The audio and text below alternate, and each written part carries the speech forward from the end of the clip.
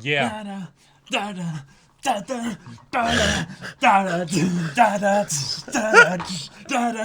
Oh my god, guys! Yeah. This recent episode. Oh, and it feels like part one, doesn't it? Oh, It just feels like part one. Part one? It doesn't even. Wait. It doesn't even feel like. Wait, part one. Which? Oh, right, part one of like. Oh, yes. Of like. Right. It's of just. like it's a only the sequence. beginning. Yeah, Yes. yeah. I was like, wait, season 3, part one. Wait, no, this is very different. Wait, except no, it actually is fairly similar because you've got people that are skilled at fighting humans that are just completely slaughtering a bunch of other soldiers that just aren't ready. Where are aren't the ready. blondes? Yes. Where are the blondes? Where are they indeed? Like, where are they? Oh my god. Oh, wow. Blondes are sus. 1 out of the 4 major blondes is quite sus. Our crippled war criminal can't possibly be this cute. Oh my god. The funny thing is that I'm like, so you're talking about Eren, right? I'm like, which crippled No, see, war Gaby criminal now are you just talking has about crippling PTSD or something. Yeah, we have. Scarily enough, like, I believe Udo is dead. Like, I'm 99.99999% certain Udo is dead, right? He's dead. But there's a possibility, I guess, that he could just be like absolutely crushed, and he'll never like do anything more than like. Theoretically, he might he be able to could be be alive. serumed. Oh, You know. that is a good point. Like, But there's no way that's gonna happen, especially if they have someone like Gaby or in all Falco the chaos, still it's alive. like, oh yeah, let's just get a serum from like whatever the secure place is where we keep them. to just make him a pure Bring them Titan. over here. Just make him a pure Titan when there's no No. Titan shifter for him to No. eat? Probably not. Yeah, Probably not a not. good idea. No, exactly. Yeah, he's dead. Yeah, okay, yeah, he's totally dead. Yeah.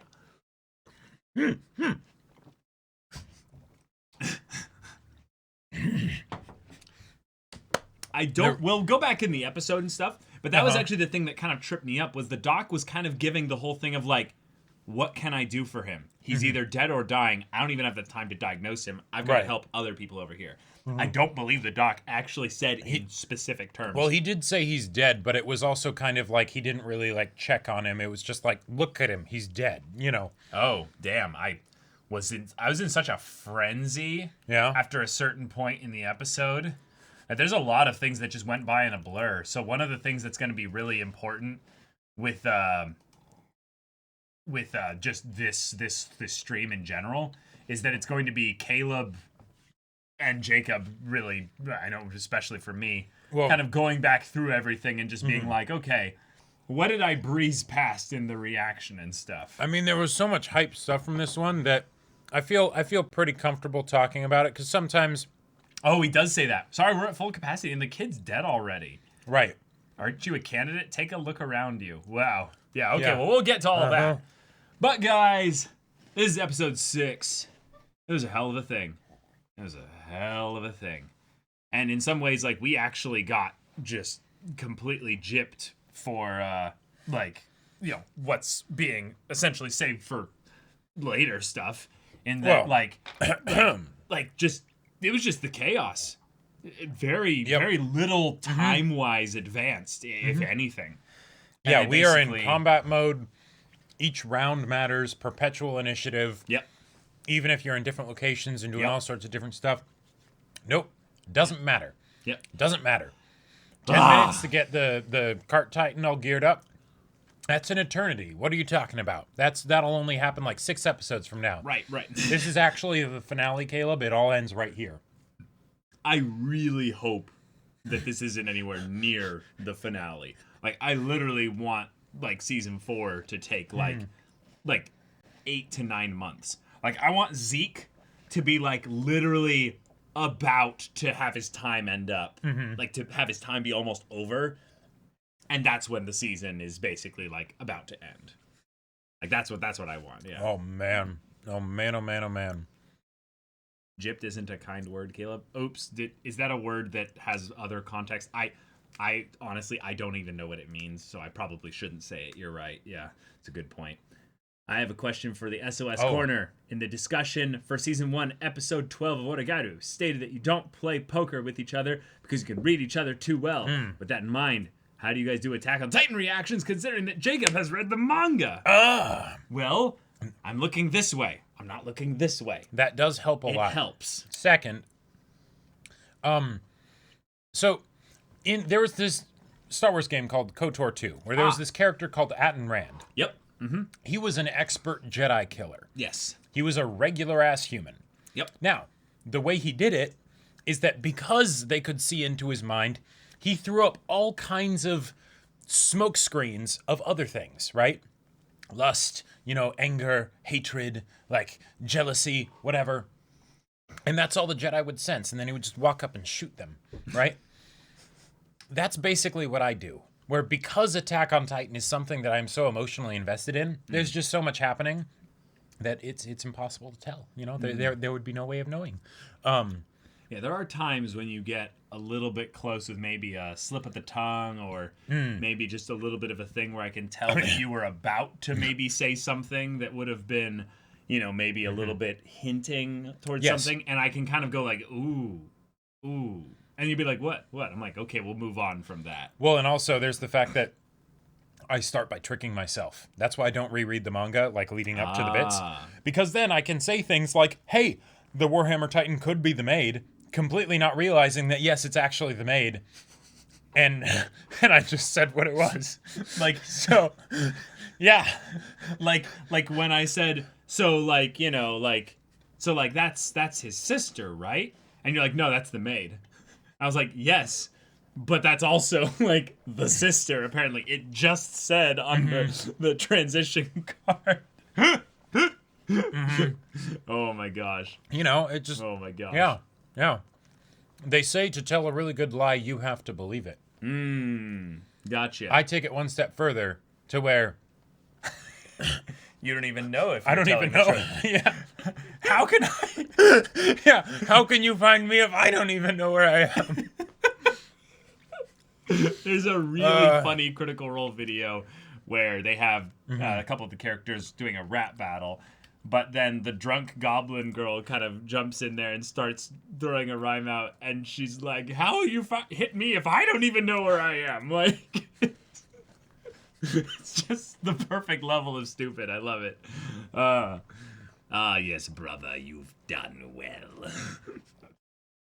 I do try. Oh, man. Did you notice that the toys at the start of this episode were the same ones that we saw in Eren's memories in the very first episode of Season 1? I'll have to go back and check that. Because one of the things that is very easy to kind of just infer is you're like, some of them are, there's a doll in that one, which I do remember that from Eren's memories, I believe. But, I'm actually looking at the toys right now, and I'll have to go back and check, but I think the only one that I immediately recognized was that there was a doll, but it might not have been the same doll, for all we know. But, okay. Let's go through a couple of the follows here. Oh, no, we didn't give it as many follows, but we got Eric Walt with the 23 months of Twitch Prime. Blondes, question mark. Yeah. Blondes, exactly. Definitely. Yeah. Yeah, it's the Molly versus Caleb rap battle. Yeah. Which is funny, because then it was the supporting character for Caleb, so, yeah, okay. Make of that what you will. Right. Yeah. Okay. Also... Someone mentioned thoughts on the CG. I love the CG. I've said this before, but my favorite thing from this episode is hearing people start to be like, okay, I didn't like the CG at first. Thought it was jarring. Yeah. But, and then they blush and look down and grab their skirt and say, but it's growing on me, baka. And it's wonderful. It is beautiful. I love it so much. Yeah. All right. So, first things first, guys. Remember, Willy's a father. He does, after all, have a Willy. So, that helps. Wow. Yep. We have zero chill up in this bitch, yeah. All right, so let's pop this up on screen. This guy's saying goodbye to kids. He knows he's leaving them probably for the last time. there is a very high likelihood, according to what we find out in the scene with him and Magath, that he thinks he's going to die. And that it actually probably would be better that he dies here. There's a way in which he can actually end up being the hero. Even though his speech revolves around in the whole reasoning behind his philosophy differing from Eren's and Reiner's and stuff is but I want to live. I was born into this world. Yeah. So, start off with that. Not only is he a dad, he's leaving a lot of people behind. And saying goodbye to his wife here. Yeah. Yep. Something that's kind of interesting. He seems rather young at times, but other times he seems really old. Right. It's like that sort of politician look where it's I must keep the moneymaker, Right. Yeah. Yeah. I really like also, just gonna say here, just this shot a little bit. We still don't know anything about that guard. So for some reason, this guard just has Titan blood in him or something or what have you. Because you look at Willy, next to other people, and you're like, this guy's a pretty stately figure. Yeah. But what the hell is that guard drinking? Yeah, right. What did that boy's mama have him raised on? Wasn't this guy's oatmeal? Right. Holy shit. He is huge. Singular raising the bar much with just the size difference here, but wow. Oh, he died in the episode? Oh, damn. Okay, well we'll take a note of that if we see it here. But okay. This bit here, which is something that I don't think I could have predicted that they would be thinking about it this much, but it is really interesting that they went this detail into it. So this is something that feels like the typical politician being like, do we have proper security for my speech that's coming up here? Yes.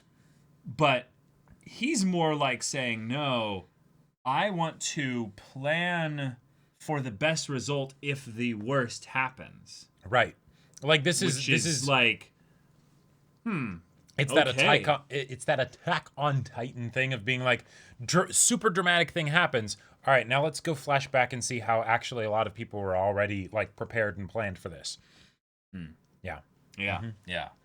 But this whole conversation brings up a lot of interesting insights into Willy as a whole. It's only then will most of our brass be gathered in one spot. However, it's protocol to make escape plans at the last moment for security. Naturally, the VIPs will use carriages. And he says, let's sit them at the special seats, quote unquote, at the edge. Clump them together as much as possible. He's like, are you sure about this?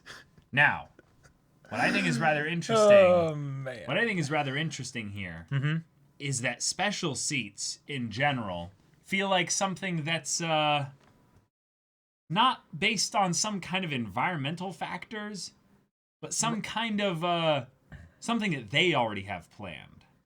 Oh, gotcha. That's we already rigged explosives underneath there, and we're going to make it seem like it was an attack from someone else. So I was actually surprised that nothing like that happened. Oh, right. There wasn't Eren busted out and attacked and everything, that there wasn't some Can you imagine how awkward that would be if they're like, okay, obviously it's going to be some kind of bombing, right? Right. If there's going to be an attack. Or some terrorists, so some we'll set up a bomb in this specific spot to also kill the people that we want killed. Eren bursts into a Titan, the bombs are already going, and they're like, shit. And then all the people get blown up. That would have been hilarious. It would feel a bit redundant, wouldn't it? Well, and then all the people would be like, wait, what's going on? It's a burrowing Titan. The Titan didn't even kill the people, Was that rubble? Who knows? How could this have happened?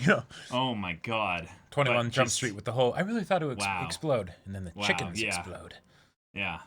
But okay, yeah. This is just really intense here, y'all. All right, hold on a second. Okay. I'm just gonna take supreme executive power for a second.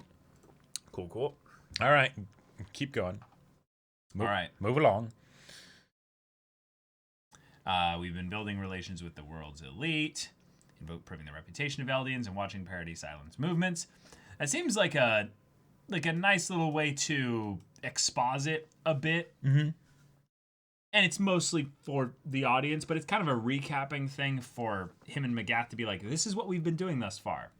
Compared to our predecessors, the Tyburs haven't been playing around. We've been doing a bunch, basically. And here's what we've been doing. Mm-hmm. And I actually think this is the part that... Like, important exposition. Yeah, but like, wait. I understand all of this here. And improving the reputation of Eldians, I'm guessing that's why it's worse out in the rest of the world than it is here in Marley in some cases. Sure, yeah. But watching Paradise Island's movements... I thought all the ships never came back. Or in some ways, is that kind of the point where some of the ships were meant to do that? Oh. Where they're like, we have spies already on their side. That's terrifying. Like, in a lot of ways. That's actually terrifying. That just makes sense, right? Well, I mean, okay, imagine... Why send in Titans when you can send in people? Right, if you took like a blimp or something and had it go really high over Paradise, and then some people just like parachuted off and blended in, and then just reported information or something. Or just came in on ships, and, you know, they end up basically being like survivors of like, you know, some kind of thing where Armin was just like, and woof, just blowing up ships and stuff like that. But they're like, no, some of you were meant to die. You were the dummy ships, but other ships are like the tactical insertions kind of a thing. Yeah. And then people just end up, you know, sneaking in and stuff like that. Who knows? It's possible. I just wonder how they would actually be able to watch Paradise Island's movements just without doing something like that. So that felt a little bit like it stood out in some way. Yeah.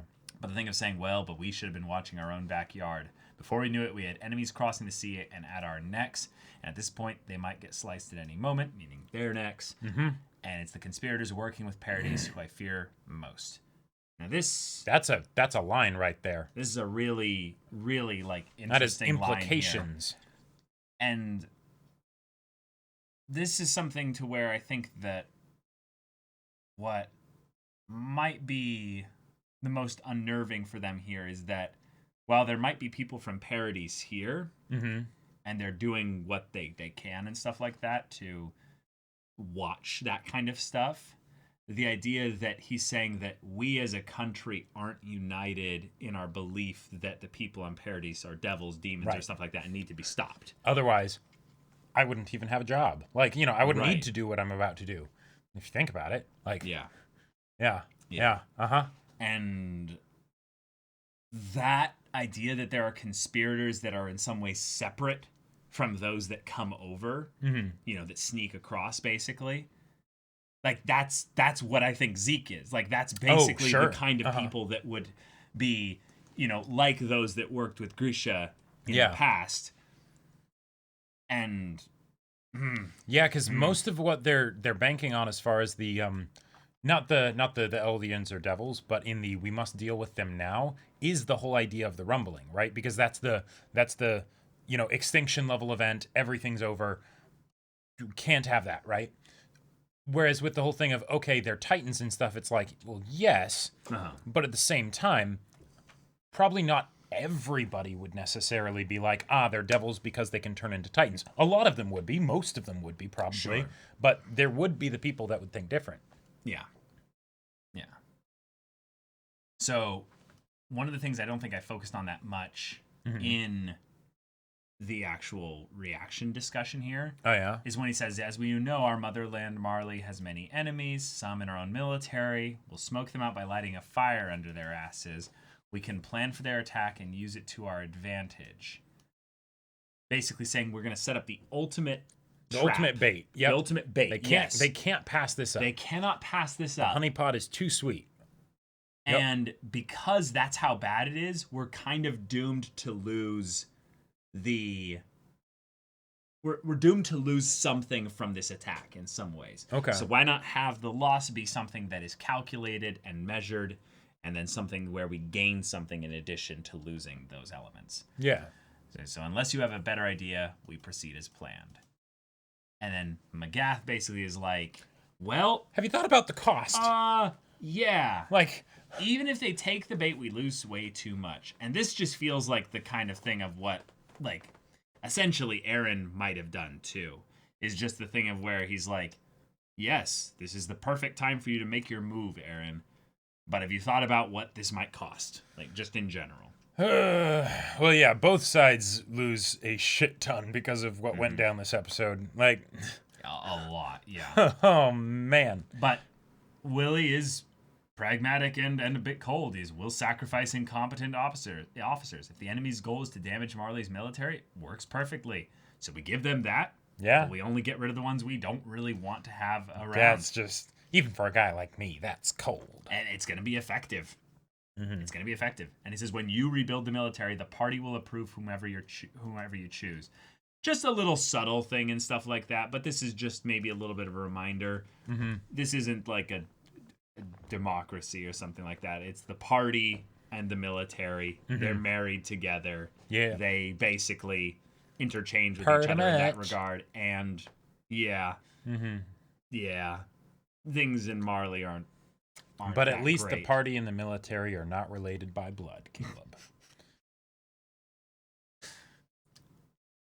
And like, even Magath is balking. Like, even Magath, it's like, weird. And just I love saying how so many will die. Yeah, like I love that Willy actually brings it up. He's like, hey, most of them will be Eldians. We're going to be doing it in the internment zone. They're spawns of the devil. You know, you're the one who sent tons of them into machine gun fire. Like, right. Don't change on me now, Magath. Yeah, why are you getting all, like, eaten up about this? Why does it matter whether they wear uniforms or not? Just keep doing what you've always done. Let me say one thing. This isn't war. We don't know the enemy, their goal, or how they'll attack. Plus, the venue will be packed with a huge crowd. And then this grim kind of look comes over Magath here. And I love whenever Attack on Titan focuses on the eyes. Eye close-ups here, because you can kind of tell when they're trying to emphasize something of a specific emotion here. But Magath really values Willy. Yeah, he really does. He and does. This next bit here is basically like, I won't be able to protect you. Which is crazy, because Willy is offering him basically everything. He's like, you'll have the whole military, right? And we'll be in a time of war. Like, you will be probably the most powerful person in all of Marley. Yep. And he's basically saying, I don't want to do this, though, necessarily, like, without you. Like, you've been so helpful. And this is something that I think is really important, because Willy in general is a character that is lives or dies basically on his introduction, and then how they follow that up, because he's an entirely new character. Yep. Like, entirely new. That is given an immense amount of importance in the plot of the story. Yeah. For a country that we are also new to. Right. So, therefore, the way he's set up to basically die here, even though we just saw him basically die in the end of the last episode. Yeah. This gives context to that death and why he basically chose this, and thus a ship was born. We value him much more. So it's awesome. And then if we proceed, you will die. They won't pass you up as bait. And this is where really the true colors shine. The true colors shine. I'm prepared for that. Like the fact that, because unless I stand on stage, the world did not take notice. Yeah. And it's great, because the one part in his speech that always felt odd to me is when he suddenly does the about face and says, but I don't wish to die, I was born into this world. Right. Because everything that he's saying leading up to that point in the speech seems to be pointed in another direction. Sure. Right? Now, granted, he still sees them as devils, and he still is making this decision to do it, right? Right. But I love how the one thing that seemed a little bit inconsistent with his speech, the one thing that stood out a little bit, and yet was the emotional crux of his plight to everyone, was actually the thing that was fake. Or no, he didn't want to die, but he came here prepared to die, knowing that he probably would die, and yet he did this anyway. Not sure how substantiated it is, but there is a post on Reddit saying that they messed up the subtitles a bit. Based on the Japanese, Willy is more so saying they're spawns of the devil, right? If true, I feel that changes how I see his character a bit. I don't want to jump on that and be like, okay, that must be true, but like, that is cool. That is interesting to think about, because I think what you're trying to draw emphasis to here is that he is so much in the belief that him and his race, his people and all that deserve this basically this status that they're in. Like, he doesn't see them as well, it's a lot of internalized self-hatred kind of stuff and all that, and a lot of guilt and things like that. Very complicated. Very, very complicated. But I think the main point by which shifting it with that would bring about is that he would then basically be saying, but this fits the narrative. This is something that doesn't ruin anything with our plans. And in some ways, this is not anything. It's not anything new to what we've currently already been forced to do. Like saying, Magath, yes, their lives, we get it, but this is what we've been doing up until now thus far. Why does it be... The information hasn't changed, so why would our response change? Yeah, exactly. So I still really have some, a lot of people in Attack on Titan in general are just pretty shitty people in general, but they might have goals to where they make sacrifices of sorts. Thankfully, because Willy's is a personal one as well, we're able to, I would say, see things from his perspective a bit more. Right, we know it's sincere as opposed to, all right, you guys go die for me, And yeah, that is a great great way to look at things, Tomato. Is that it's you surely believe we're devils. Why do you care more than Willy himself believing it? Because it is quite a funny way of looking at it. In that Magath, the Marleyan, is telling the Eldian, no, but aren't you thinking about all the Eldians that are gonna die? Yeah. Yep. Okay, but he wants to make the Eldians in the internment zone and him as tragic victims, which fits the narrative really well. But it could also lead to a net greater result for Eldians in general if someone like Magath, who does think this way about Eldians, having him be in charge. Yeah. Possibly. And who knows, maybe this could even be something that is to rally the surviving Eldians, because having it be in the place where the Eldians are and having a bunch of Eldians that will end up dying, that will make it so that hopefully they're also kind of on board of, yes, this Eren Yeager is also our enemy, as opposed to just the Marleyans in the other countries of the world thinking that. Now, this is the part where Magath basically ends up realizing... Well, Willy ends up realizing about Magath, and we as the audience end up realizing that Magath is probably one of the most balanced people in this side of things, of the conflict. Because he ends up starting with the typical Marley line of, there's no doubt that Eldians are spawns of the devil, which we're like, okay, yep, he's got the whole programming brainwashing in there. But then he offers to shake hands and says this... Yeah. And there's no doubt that we are devils ourselves. And Mordturit, great comment. I love that. I never thought about that before. But I love that Magath answers spawns of the devil with we are devils. Basically, Magath is saying that the Eldian sins are in the past, but Marley has become the same thing they were before. Right. Which is like, oh boy. Oh boy. Oh boy. Oh boy. Yeah. That is a very good distinction there, Mordred. I appreciate that being drawn. I don't know how I didn't make that connection myself. Like, that's... Yeah, spawns versus the ones that are actually the thing. Spawn. Yeah, Because they are creating a lot more spawns of the devil by them doing this, in the same way that Eren is making a lot more little Erens by doing this. Yeah, also, I think, while you can rag on whatever you want to rag on, the editing of this... Let me bring it up to where we get the handshake in full frame here. So he goes to shake his hand, and immediately after that we cut to, Willy getting gobbled. Yeah. But it's this bit here. We get this here. And hands shaking. This is something that they're going to do. Immediately after that, R.I.P. Willy. Yeah. Right. He's already broken in two pieces. Yep. Neck snapped and everything. Yeah. This is what he wanted, ultimately. Victim of an unforeseen attack. Yeah. Very seriously. The ultimate spurring on of the world Like, to move forward here. Can you imagine him being like, there will be an attack, yes, and I'll probably die, but, whatever. And then all of a sudden, Titan. It's like, uh-oh. I also really love that this was here, and I just, realized this here. But look at Magath. He just lost a friend. Yep. He just lost a friend. Mm-hmm. He genuinely cared about him.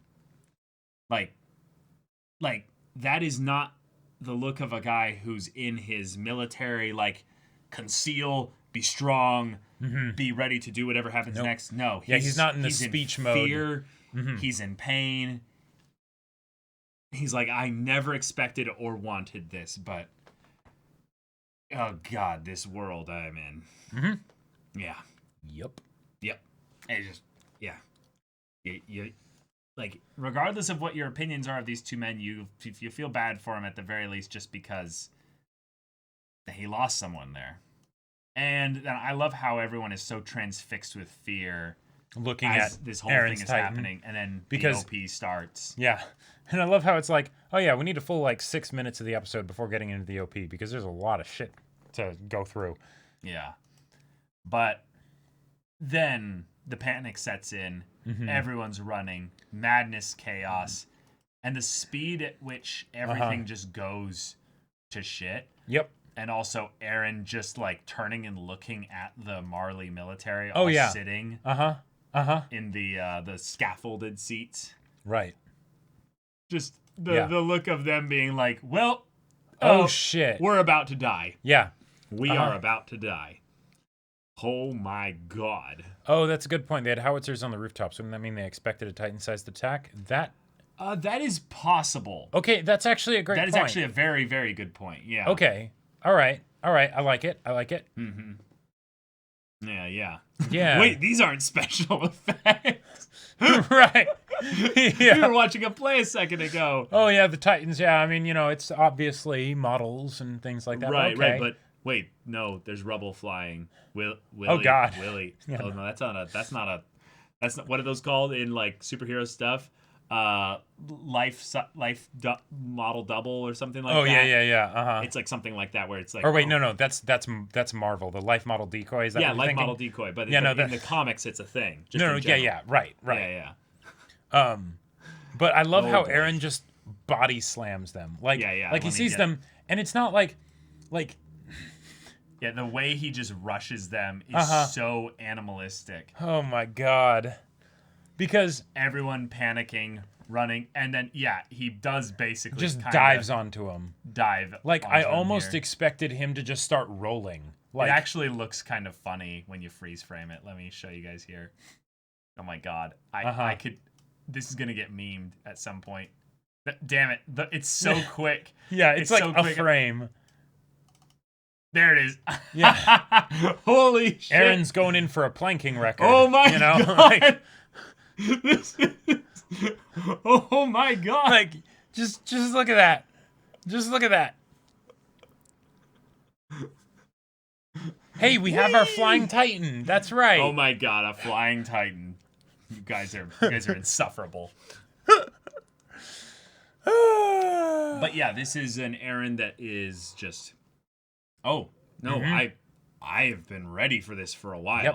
Right, and because I guess the thing that stood out to me so much about this is that Eren, when we see him for the first time post time skip, right, he's so different, and he looks almost broken, right, with the cut off leg and the no eye and all that stuff. But it's dispassionate, unnervingly so. But this. This almost makes it seem like either this is just the Titan side of him or whatever, or he's just being really ruthlessly efficient, or maybe does he enjoy this? And then the speed at which just everything becomes realized that it is not okay. Yep. And I almost don't want to show the legs because that's just disturbing. But yeah. Well, instant. Done. Bye, Zofia. She was the most quiet and the least developed of the four of them. One might say that her personality was rather flat. No, don't do that. No. They're kids, man. You know, come on. Mm-hmm. And this is just the reality of war. Yep. Just like that. Yeah. Just bam. Dead. Mm-hmm. And God, that just felt so bad just to be like, wow, there wasn't even any words or anything. Nope, no goodbye, no last look or anything. Just nothing. You look around and, oh, shit. But just also the speed at which things went even worse when Udo is just like, no, no, Zofia. And he just gets trampled. And then just gets trampled to death. Mm-hmm. Like, yep. Holy shit. That I so rarely see. People getting trampled to death. But like, you don't realize how easy something like that can happen. Oh, yeah. When just a mob of people. I mean, you hear the articles every once in a while where it's like on a Black Friday somewhere, you know, someone actually ends up dying because the crowds were rushing in or whatever. But yeah. Yeah. Yeah. Udo lost his glasses in this scene. He probably couldn't tell how bad Zofia was hurt. Oh, damn. Oh, yeah. There's a comment. Yeah, to Jacob, what did you think of the anime moving the carriage talk from pre-direct declaration of war to after in this episode? I like this adaptation more. Yes, I think it works much better with Attack on Titan's general style. Like which conversation? The conversation between Magath and Willy. In the manga, it was before the actual declaration of war. Oh. No. Right, I like it this way. Okay. Yeah. Huh. That's interesting. I don't know, actually. I almost feel like that's one of those things where it felt a bit, Attack on Titan thing to me, where it's like, oh, suddenly a flashback, Yeah. Right at the big, hype moment. But thankfully, it was a really short flashback. Yes. So it's not like lengthwise, I think it was the perfect amount. It's not some spoon flashback where it's like, all right, now let's take the 13 minutes. Flashback! Let's take 13 minutes in this chase sequence to build the character of all these people and to show their emotional bonds and everything. Oh, season 1. Yeah. Oh boy. Oh boy. Oh boy. Oh boy. Yeah. But you can see the thing that I've been waiting for quite a while. Which is the deconstruction of Gaby. Because Gaby is this if she's the little femme Eren, then Eren in training, gotta have a tragic backstory to go with it. Gotta have the humanity receiving a grim reminder. And in this case, it was Eren. Yeah. We lived in fear of Eren Yeager. Yeah, Eren essentially did kick down the wall in her mind that everything here was untouchable and invulnerable. And crushed her family. So this is literally a representation of that. Oh, yeah. Happening for her. Yep. But now Eren's the one causing it. In every age. Yeah. In every place. The deeds of men will remain the same. Yeah. One of the other things someone pointed out that I think that's a great bit of insight. Can't remember who it was that posted it. But that Udo was constantly worried about what other nations and other peoples would think about the Eldians, right? Mm-hmm. And he ends up getting killed by the other nations and the other people, trampled underfoot. Oh, that's a brutal little. Yeah. That's sick. I'm gonna have to think about that. Okay, well, cool thing to catch and kind of note, but okay. Oh yeah, Gaby's scream was so good. Yeah, I gotta say, major props to the voice acting for the new characters. Yeah, like all of them in general, just doing a fantastic job. Like Willy's speech, loved it. Great, yeah, loved it, so good. We get some bits coming in here from Elias Kimbley. Hey guys, I look forward to your episode discussions every week. I learned so much because you understand the themes and nuance of the show so well. By the way, did you ever notice Udo was voiced by Hinata Shoyo? Rip. Oh, I did not. Oh no, yeah, someone did mention that to us. I think. Yeah, I think after the second episode when Udo has this thing of, or maybe it was the first episode because he would have those rants of like when he was like tying the bandage on Falco's head, or when he was like kicking the dock post thing. Okay. And I think someone did bring that up. So yeah. So Kenma indirectly killed Hinata. Yes, I know that Gaby's VA is Uraraka from MHA. Yes, she's been that was doing one of a the ones that was fantastic like job. immediately passed along to us. Yep. Way back when. But I think I just forgot about the Hinata one with Udo. But let's bring up the maid, sister, Lara. Brother, you fulfilled the Tybur's duty admirably. What I love about this is that she understands not only what he was doing, but that probably all of the adults in the family knew that this was Willy's goal. To have something like this that would ultimately set up, well, Willy in this case here, to be the one that would move things in a specific direction for Eldians in general. But ultimately would have to sacrifice something. And thus he is very much a dark kind of in the Marley side of things equivalent to Erwin in that he will not see the future that he's creating. Yes, but he will die in order to make it happen. Because otherwise no one will follow if I do not stand at the forefront. Yeah. Exactly. Yep. So. Oh my god, Zaldrix. Yuki Kaji voices Eren? No way. Everyone's talking about voice actors and stuff. Yeah. Wow. I was about to gush about the Titan transformation for the Warhammer. That was, it was beautiful. So freaking cool. And then promptly interrupted by a good old massive fist in the face. Yeah, that was amazing. Just, this is why it ended up being the thumbnail background, y'all. But just, like, this whole sequence of transformation, it was so freaking cool.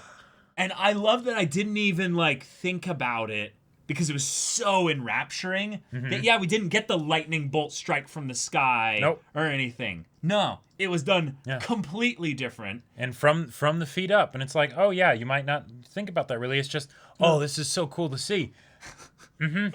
Yeah. But no, Attack on Titan notices those little details. And that's and, right. And makes Eren has seen a lot of Titans transform. And he's like, theoretically, that's not how it works. Theoretically, Eren could have seen every Titan transform. Like, every Titan transform ever. Do you ever wonder about that, actually? If Eren, because he's probably pretty close to being connected to paths, like... At some point, he will probably see every Titan. Right, at some point, he will probably get that, but since he could... in the future at some point achieve like full connection of paths and stuff, he's already getting flashes of him in the future getting that stuff. We already now. have things like Eren Kruger being like, you have to save Mikasa and Armin. Right. So it happens at some point in the future. But the idea that he could know in the present about something he gets from the future regarding who in his just general environment will eventually become a Titan. Like this is the kind of like crazy things that could be going on. But anyway, Titan transformation. Warhammer Titan looks so freaking cool. Well, isn't it awesome? It's so freaking Isn't it awesome? Like to have a Titan be introduced so quickly, and and then also be kind of removed from the fight so quickly when the cord gets. Pulled. Like I want to see more stuff being like generated though from the like crystal. Because she's still in there. She could theoretically just be like, all right, well, I can still make shit from from in here. Yeah. What are you gonna do to me? And Eren interrupting a transformation sequence. Yep. Yeah. Awesome. Oh, you love to see it. Yeah. Go ham, Eren. But God, the way in which he just unloads, but you start to hear the clank clank sound of the hardening versus hardening, and that Eren's is not enough. Like it very quickly becomes apparent that Eren is not ultimately up to the task to just punch this one out and win. Yeah. And I love how it's also kind of like when we get the whole thing of the different location, umbilical cord kind of thing. That's how you control the Titan. It's like awesome, but that also it's that little part of me where I feel like Isayama is just so good at doing kind of like reverse contextualization, making it not be a plot hole. Now it's like, now Reiner doing something like I transferred my consciousness into another part. It's like that seems a bit more possible now. Like, Sure. You know, that thing that was always just like, wait, what the fuck did you just say? And yeah, it's like these people have gotten to study their Titan for however long the Tyburs have had it. Yep. But I gotta say, whoever this soldier was, he just gets one of the funniest lines. For whatever reason, I just find it funny. Bruh! Warhammer's getting wrecked, dude! Yeah. Like, getting absolutely wrecked, like, man. This totally feels like the SAO abridged episode 1, like, we're fucked! Yeah. I don't know why. Just the way he said it. The Warhammer Titan's getting wrecked. I'm like, why do I find that somewhat funny? Like, oh, Jaeger's beating the shit out of the Warhammer. yeah, exactly. But yeah, we have to have the guy on the sidelines yelling the obvious. So many people dead, survivors, do anything but else. The fact that Magath then takes this opportunity to be like, I'm going to do something symbolic here. I'm going to do something like very much for the audience of troops around him. These people behind me. And make a shot back and go, okay, we're now officially at war. I initiated this. Yep. I am responsible for this. I love that this was also the verbiage that he used, because he said this signals the beginning of Marley's counterattack. Now, where in the previous bit of Attack on Titan did someone say this signals humanity's counterattack? Was that Eren? I mean, not Erwin? It was Erwin, but I think it was also Eren, because Eren in episode 4, right, when he's like, we've training, then the our humanity's Titan counterattack begins now. Yeah. The fact that these words were used, just like this specific moment here, it was just one of those moments where I was like, because I rewatched the episode, guys. After watching, and then I'm like, hold on.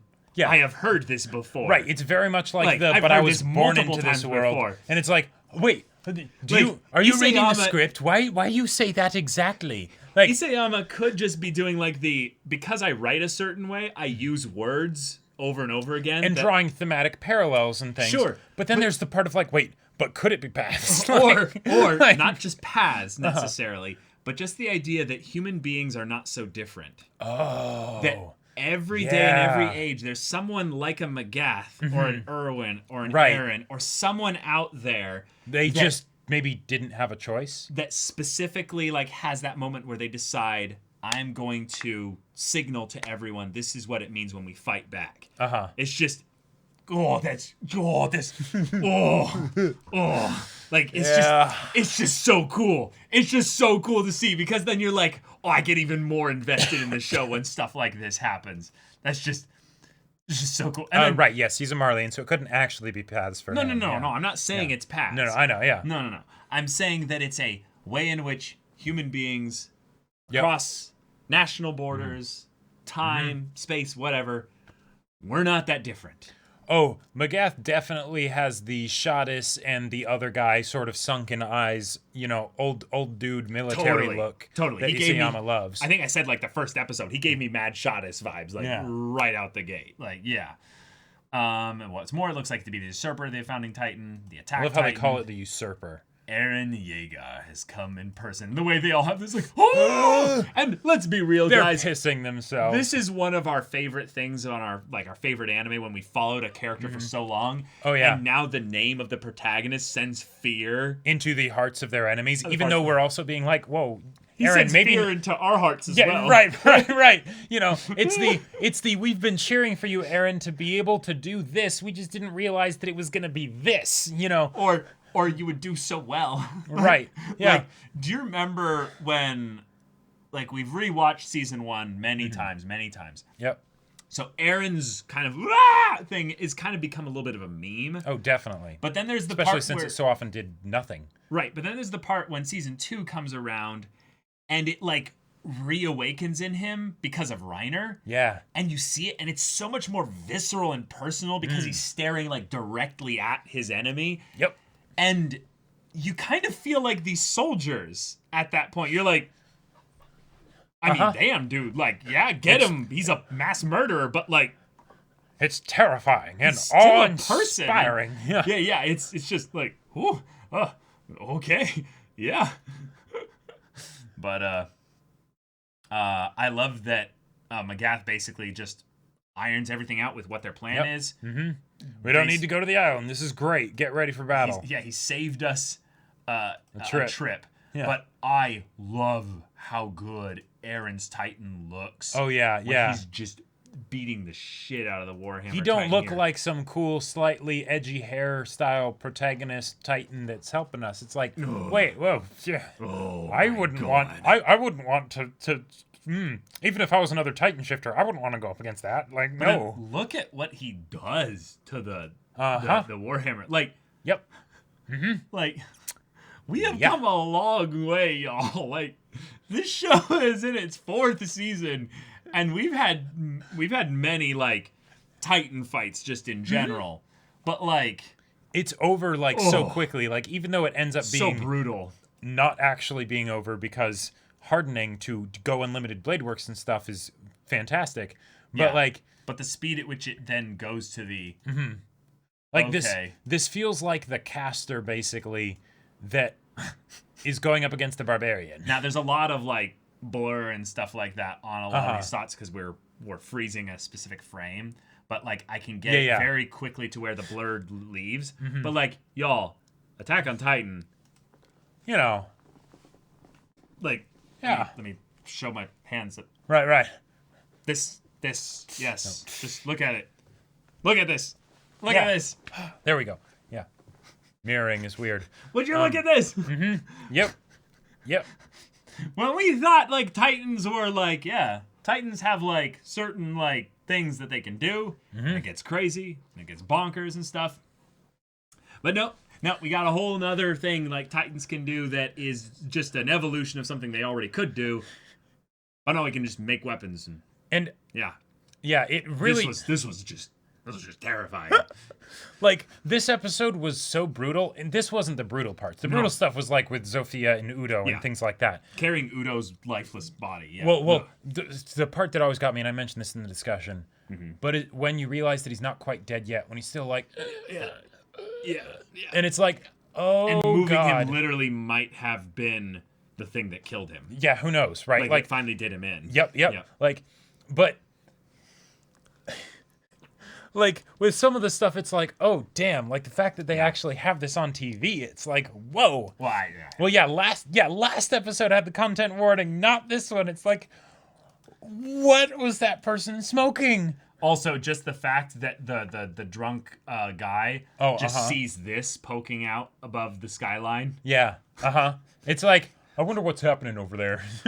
Like, this war, y'all. This be war. Yep. Yeah. God, we're only like halfway through the episode at this point. But yeah, also just in the midst of this, the drunk guy with the wife and stuff that I think was they were the bakers or something like that that gave the kids bread and stuff, instantly just crushed 2 of them. Yep. But just like that. Okay. The actual look though of the Warhammer Titan in full is just one of the oh wait, we're not even getting that yet. Yeah, we have to get the Udo oh my God cult bit here. So I'm a glutton for punishment, but you want to hear it again? You didn't show Zofia half covered by a boulder, but you show this one. Yeah, but no, for some reason for me this is I don't know, but for some reason for me this is less disturbing. Really? Yeah, I don't know why. Because it's shown rather than like being it's hidden. Shown, and also my imagination doesn't have anywhere else to take this. Yeah, it's just what he must be feeling right now. Yeah, as opposed to with like Zofia, where it's like, oh God, what's under that bit of rubble? My mind just acts too quickly. I immediately see it in my head, and I just don't want to think about it. Yeah. It's just really brutal. But yeah, you want to hear him because it unnerved me. Like because I knew that this was going to happen, right? So it's like, shit, what the hell? It's a battlefield now. Cult house Udo. Udo.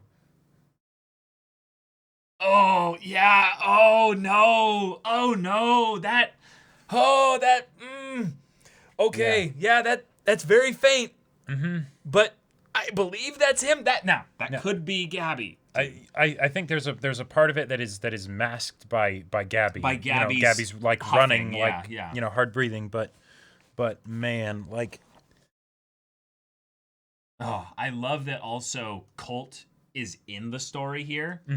Because one of the things that I kind of needed with the wits in general that Reiner wasn't necessarily fulfilling the immediate role of was someone who would be the, if shit went down, they would be capable. Because I think what Reiner would do is that he would be like, I will protect them, but after that, dude, I'm such a mess on the inside. Yeah, you can't necessarily count on me. I'm barely holding together as is. Yeah. And now let's all say it, chat. Where the hell are you, Falco? Falco! Good! Griffiths! I need Falco to be okay, y'all. I need Falco. Yes, Big Brother mode. Exactly. Exactly. And Big Brothers like this, they don't care. They don't care who it is around them. They're like, you're in my immediate vicinity. I will protect. I will do everything. Oh my god. Like he's just like, okay, I save Udo. I keep Gaby safe. We stay together. Oh shit, Nothing I else didn't matters. save Udo. I couldn't save Udo. Yeah. Gaby's here. She better not be the only one left. Yeah. Like, yeah. I mean, damn right. I almost killed someone protecting my little bro. See, that's the thing. Like, I've had so many times where I had the moment, and it was like a split-second thing, right? Where I was like, what was it? I want to know where I was so I make sure I get this story right. So, it was one of our younger brothers, and had a moment where there was a dog that rather quickly went from like playing with him and like kind of like circling him and stuff to where I kind of stood at his back and was holding his shoulders like this, to where the dog kind of like backed up a second and went down, and then like its eyes went up and its ears went back, and in a split second I went into like just like no you're not gonna do, and I like quickly like rotated him around me and just went just like, you know, just made a lot of noise, and the dog just nope and ran away. But it was a moment where I thought back on, I'm like, that was really dumb. The dog could have just went and bit my face or but your throat, or whatever. But it was, you know, it wasn't German Shepherd big. It was like, you know, good sized black lab kind of big. But it was that moment where I was like, no, I didn't think, I just acted, you know, just like just do it, and you're like, ooh. Okay. Oh yeah, just like the first episode, Colt saving someone in the middle of a battlefield. But guess what? It's not Falco. Yeah. Okay, so Pique and Porco. And I liked that we got this little bit of dialogue with them before they were quickly saved, because Pique! Yep. You're amazing. Pique is amazing. You're amazing. Anyone who says otherwise, I don't believe you. You're wrong. Like I don't get it, right? Because the whole idea, when she went up to the Panzer unit before, who, by the way, all Marlians, you know, right? And then goes up and hugs them and stuff. Are they? Yeah. Okay. Yeah. Because they didn't have the armbands. Oh, they didn't have the armbands. Yeah. Duh. And it seemed a little bit out of place, like a little bit much. Like, it's like, oh, okay, cool, but hold on, did she? What happened there? And then we realized that it's that guy's sus. Follow at a distance. It's like, oh man, like that was awesome. The way she just quickly, cleverly responded to a situation. Yeah. Yeah. We got some bits that I haven't acknowledged yet. Sorry, guys. Oh. Super Train Station H. I'm disappointed that Pique and Puck's captor wasn't thoughtful enough to provide a toilet at the bottom of the pit trap, as was the case in the manga. Wait, what? Really? What? I forgot about that. Okay. But thank you for the 500 Expected bits. them to be that long. Thank you for the 500 bits. Yeah. HD Warrior with the 100 bits.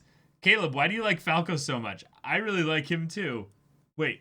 So basically, just talk about why exactly you like Falco, not just that you like Falco. Well, okay. I don't see what like what is there to explain? What is there to explain, right? He is literally the underdog boy here, who's shown basically, you know, in the beginning of the season, have the heart and everything, reaching up towards the dream, the thing that he'll never hope that he can never attain, change and stuff things like for that. the better. But then starts having the story cool potential thing with having the visions of, you know, flying around in ODM gear and stuff like that, like zipping around whoosh and stuff like that. But then also having the connection towards what's going on with Eren and having that whole conversation there. The fact that he has to deal emotionally with that. This whole attack basically has a lot of his, fault attached to it. Like, he is responsible he sent for out a couple the letters. things working out for the Paradise, attack force here. Yep. Like imagine if later if Reiner gets hurt, he's going to think there's so much to where Reiner gets hurt. Like the human child in the place where a Titan exploded with the Titan that just literally hasn't been able to be killed, even when they themselves want to be killed. Jesus, man. What's not if to like Reiner about gets Falco? hurt? If anything, a lot of the things of why I like Falco that aren't legitimate reasons. I understand you like Falco too, HD Warrior. I'm just saying that I see a lot of potential with his character. Meaning that because I'm so invested in him now, because I see so much potential, I would hate for him to die and have all that potential be wasted. Because Isayama was like, it'd be a real kick in the dick for them. I'm going to do it. Yeah. Let's just kill him off. Yeah. Yeah. Like, there are times when writers are at the end of their story and they just look at characters who have real potential and they're like, yeah, but I like to make my audience suffer, so I'm gonna throw something out there for you. Yeah. Crazy thought. Definitely not going to happen, right? Yeah. Imagine for a second that Falco gets seriously hurt.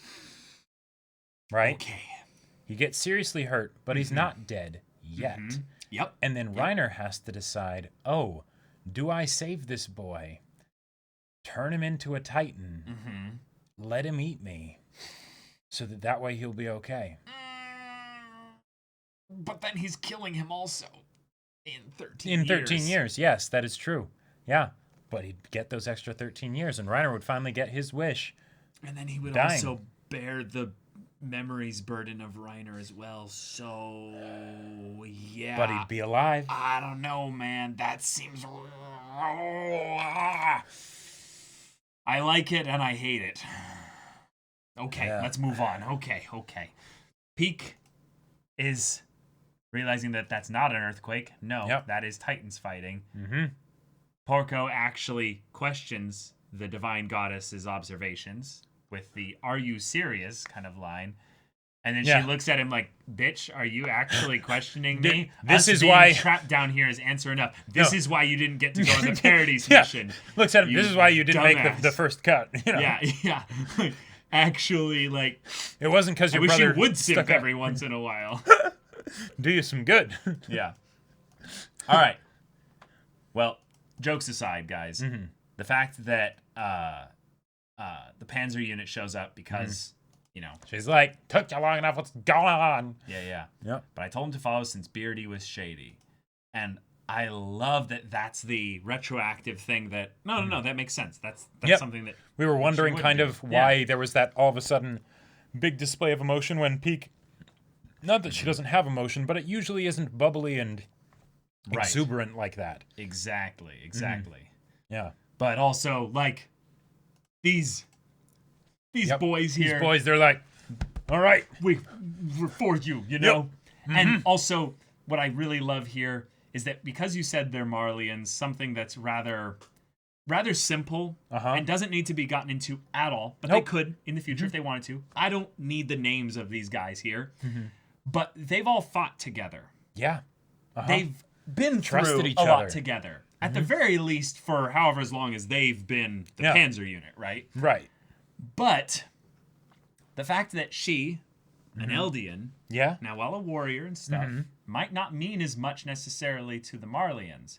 Yep. But the Marlians that actually go to war. Right. Because not as many of them do. Remember, most of the ones that go to fight are Eldians. But they maybe while doing that, they realized, you know what? We're not too different. Not too different. Yes, she is, thick best girl, and she does turn into a Titan and everything, and we ride her, and we love it. But we're all fighting and potentially bleeding, and we very much depend on her just as much because... she depends on us, Because even if she... could just regenerate from something, we can't. Like, think about that. As far as a power dynamic imbalance in a situation, you have someone who's basically immortal. And yes, tactically in a battle, they don't want to get hit by a cannon or something, but they're still more or less going to be fine. Like they're more or less going to be fine, right? Since if they're not dealing with other Titans, they don't have to worry about someone eating them or whatever. They're good. They're good. It'll just take a while. It's an inconvenience. For them, it's a lot more than an inconvenience. Right. But they trust her. Totally. I love that. I love squads. Yep. But they're like, oh, we can do it in 15. She's like, make it 10. Yep. And I love that she's also just giving orders. Quickly giving orders and stuff like that to take control of the situation as well. Yep. And wait, Porco, before you rush in, and then probably the part that just, this made me so, my hardening activated, I'll just say that. Porco, before you rush in, and then zip, zip, zip. Oh my God, the speed at which they zipped across that alleyway there. Yep. And just the idea that, and Eren's buddies are here. The squad is here. Yep. His comrades. Who's it gonna be? Who's it gonna be? Yes, I've missed those sounds. Exactly. Yeah. Kukumba. Yes, exactly. Yes. I've missed those sounds. Now, did they actually notice and look up, or does it just cut away? I forget. They do look up for a brief bit. They're like, no way. Oh, that's right. Yeah. And then Pique's like, shit. Yeah. Oh, God. I forgot to finish off the bits from before, though. Jenny Monty with the 100 bits saying, these bits are for Jacob somehow engaging in discussion despite knowing the future. Thank you. I do try. Thank you. And Zaldrick with the 100 bits. Weird how the Marlians who have some respect for Eldians are the ones who got to know what Eldians are like. Weird. Yeah, it's bizarre. It's really strange. Icemo, Queed 420 with the 500 bits. I like how the former heroes are now using the shoulder-mounted ODM gear that distinguished bad guys like Kenny Squad used before, and in black no less. Also note how Survey Corps has short haircuts since the moving parts of the new ODM are now near the head. Oh, I like it. Yeah. I'll get into that when I look at the design. That's awesome. That's really cool. But yeah. Pique looks quite not happy. Yeah, and this I is saw what one of these guys did to the Beast Titan. Right, to Zeke. Not just the Beast Titan, every single one of his Titans that all in a line, around there. There. This is the and ultimate they're in their type of environment now. Right. Oh yeah, buildings everywhere. Buildings? This is man, what am I thinking of the part where there's a part in some show or something where someone's just like, oh yeah, you're fucked now, better just give up, Okay, but let's get into the Armored Titan's design here now that we get to full Armored Titan. Did I say Armored Titan? I meant to say Warhammer Titan. Yeah, it is. I mean, it is armored though. Indeed. But let's get It looks very Executioner, the mask and everything. It looks and like a goddamn JoJo stand is what it looks like too. Oh, that's a good point. I never thought about that before. It does. It has that. It really looks like a JoJo pink, stand. White, very humanoid. What is the JoJo stand that actually looks the closest to that? Because there's Killer one in Queen. particular. Oh, or the one from Part 5 that released. Oh yeah. Poison and stuff. I believe that was for. Yeah, I can't remember which one, but also it might have been the ice one, or I don't know. But yeah, definitely a JoJo stand. It works like a JoJo stand too. That is true. That's true. That's very true. Yeah. It's a homunculi. Oh, that could. Yeah. That's another cool comparison too. Yeah.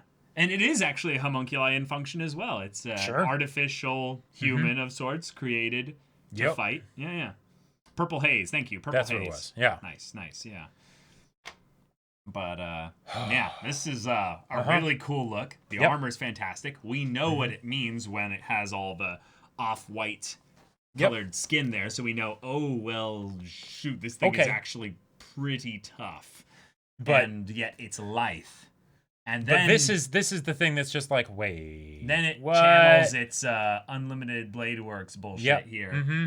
And let me see if I can get a shot that's less blurred here. Well, that's the end result. this is pretty cool. Here we go. This sure works. Yeah, just the idea that you can just be like, hey, yo, I'm a Titan. Weapon. You know how? Well, yeah, definitely FMA like vibes there.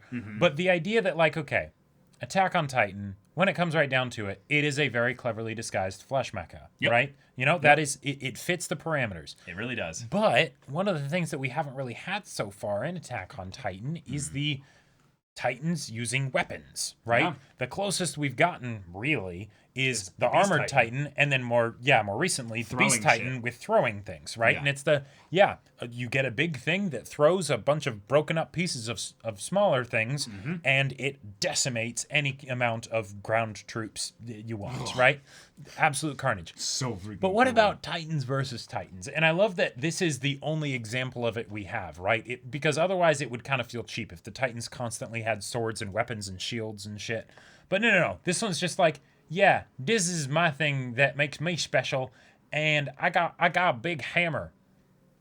I'm about to destroy you. I mean, guys, I know you were all about the Pique thickness, but That ass. this is the hammer thickness. Yeah. Ooh. Yep. Yeah. That's a Tybur ass right there. Yeah. I thought you were gonna make like, oh no, you did basically. That I was trying to make reference. that's America's ass. Yep. Yeah. Yep. Oh my god. And I love that because of the weapons, the things that have been used up till now, hardening and such, just kind of don't mean anything. Right. Which is that's generally what it's like, right? If you put some armor on something, it is a lot easier to break through something than it is to stop something, Right. And yeah, you get a hammer like that, you go up against something where, yeah, you've got armor, but it's thin, Yeah. just goes right through it. And then, howitzers. Yeah, this just whole bit here, super gory, violent and stuff, but so freaking cool. And it's at this moment that you're like, Eren, if we hadn't already seen the Surveycon Legiment, Parody's crew coming in, it'd be like, you might have made a big goof here, Eren. You sure this was a good idea? What do you mean we forgot Annie? What are you guys talking about? What are you talking about? What are you talking about, Saga?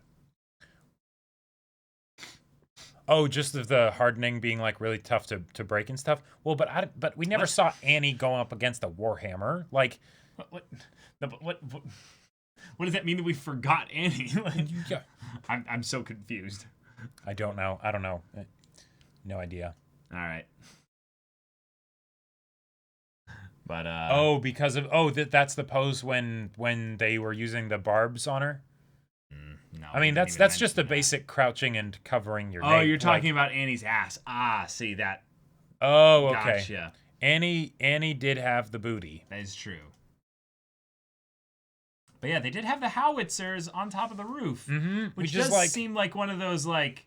We might need to get more explanation here of how much did you know exactly. Like, how much was conjecture versus... This, I mean, that's true, but this is a military area and stuff like that as well.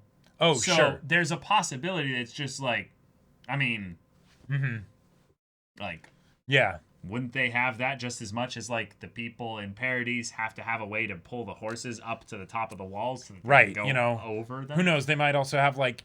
They might have set up anti-aircraft guns or something in case, like, enemy planes come in or something like that, Yeah, I'm guessing, though, planes is not an issue, given that Zeppelins is the Oh, right, yeah. Yeah, Zeppelins is the technological ceiling, so, yeah, planes, no. Planes are a bit complicated.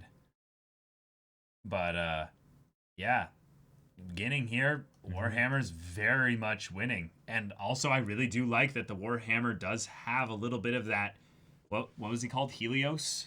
Almost kind of hearkening off to the idea of a hero with a weapon, Yeah, because what kind of weapon would do anything against a Titan? Well, if it was wielded by another Titan, that would do something. Even though Helios is fake, right? Not even real. You could definitely have taken inspiration from this, especially since it was the Tyburs that coordinated the whole lie. Yeah. Yes, Zeppelins. Zeppelins. They lack something we do not. Zeppelins. Yeah. Oh my god. And then this little line from Eren. Mm-hmm. Where is it? Oh yeah, the Warhammer Titan speaks to him. Super Eren Yeager, do you have any last words? Like, not going to eat him, just to kill him. Oh my and then, God. What are your last words? Now or never, Mikasa. Wait, hold on. Like, okay. But wait, that's illegal. This is some hype stuff right here. What is it with episode 6s of Attack on Titan having dramatic introductions of Mikasa just showing up at the last moment to save Eren? I got so much chills when man. Mikasa showed up. Like, oh. Yeah. Eren, are we really doing this right now? Right. It's so good. Yeah. And then Mikasa, like, let's just get the full with 4 thunder spears on each arm. The panning bit of her like getting like pulled up. Yep. As it like zooms in, and then of course we get a nice little zoom in on another particular spot. It's the technology, all the different engineering bits. But like, you know. It's properly defined there. Let me like give you guys the full like. Also 3D, and who could possibly say that this 3D looks bad? I have no idea. It even looks almost like just the thunder spears might be 3D, and maybe the rest of it isn't. Maybe you can just tell it is, and stuff like that, and then they, yeah. But just the way that she gets leapt up onto the, well, she kind of goes past the spike that was put up there, right above it, and she has got 4 thunder spears on each arm. That's some gorilla testosterone strength right there. Like, oh, so good, so good. She was already a badass pre-time skip.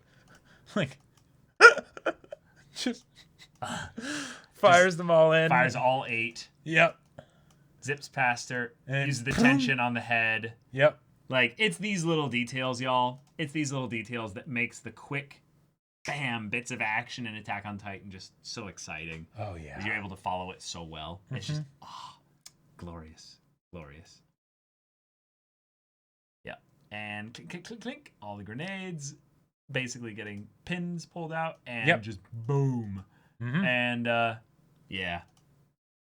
Booms. Like, I will always and forever, amen, be a fan of the Mikasa being badass, like, just war goddess shots.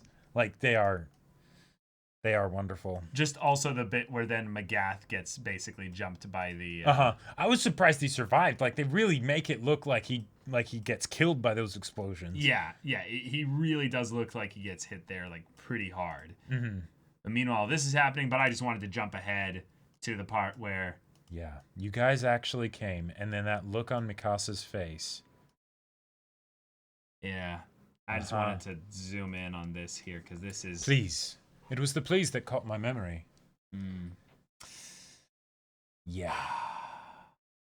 Mikasa, you've grown up. Yeah. She does not look like she worships Eren anymore. And also, look at that shoulder span. Like, I just gotta say, like the gear is, more attached to the shoulders and things like that. Like, yes. Yeah. But that's not the... Okay, I'm kind of scaled up from, like, a lot of the other, like, female characters in the show, and it's like, okay, yeah, makes sense, you're a bit bigger. But no, this is, like, sturdy. Oh, yeah. But just, please. Come home. And look at that look on his face. And we already discussed a whole bunch of this. But this is a plea. Yeah. Look at those eyes. Look like he's yeah, going to come home. There's no shine in those eyes. He hasn't, and yeah, we said it in the discussion, but he hasn't been home in a long time. Maybe not ever. I love the nicknames y'all are putting in chat right now. Strong Casa.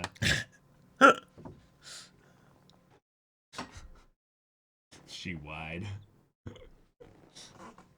Hey, step bro. Oh my god. Oh my god. Oh, but yeah. Got our public disclosure information there. That's a good point. Did she have the did she have the scarf? Yeah, she had the scarf. What do you mean? Yeah. She had the scarf. Did she have the scarf? Yeah. It's what right do you there. Think this is, yeah. man. No, yeah. She's got it.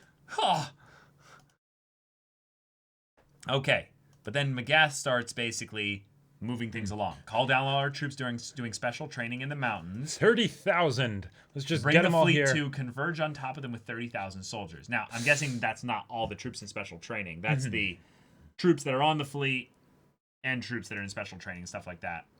I want Liberio surrounded. Okay. Don't let the Founding Titan or a single island devil escape. And yeah, he gives them the having fun while it lasts. There's no future for you now. Like with this massacre, you just ensured every nation gets involved now. And then they kind of show the carnage. The carnage, yeah. Mm-hmm. No one's gonna let you live.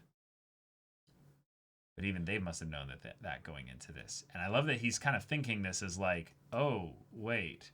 Like, which means, like, you know, is this actually something they're planning for a little bit? Well, and I love that it's like, you know, hey, you'll have the whole world against you. It's like, well, they thought that's what it was to begin with anyways with the Titans, you know, of just... Yeah, that's true. Titans everywhere. And they still fought back against that. So, well, you might wonder about the tactical soundness of this decision, or strategic soundness, rather. Apparently, they're not worried. Yeah. HD Warrior with the 200 bits. Since it can be assumed Eren hasn't been home for a while, what do you think will happen if Eren meets Armin again? Well, the stuff with Armin, I think, is going to be its own kind of special thing, just as much as this was with Mikasa. So apparently, Armin might have actually been in this episode and just not gotten lines. We'll see. Because there's a part where someone like, showed a shot, but it's later in the episode, so we'll get to it. Magath nearly dies again because of the grenades, so this guy is crazy at surviving here. Mm-hmm. But then we get our first close-up on, I believe it's Floch and John. Yes. Floch. And they kill that two Floching guy. And two soldiers on the top here. And Jean's not hesitating now. Nope. This isn't like back in part 1 of season 3. Yeah. No, they are on the we fight, and we are fighting humans, and we are killing humans, and that's how it is. And guess what? Because of their past experiences and training and whatnot, they are very, very good at it. Yeah. Jean, look at him. Yeah, this guy's a man now.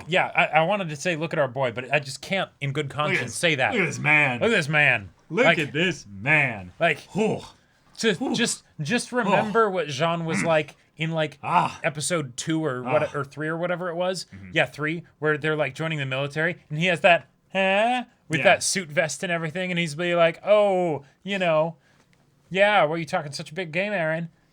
But now look at this. Now look at it. Look at this.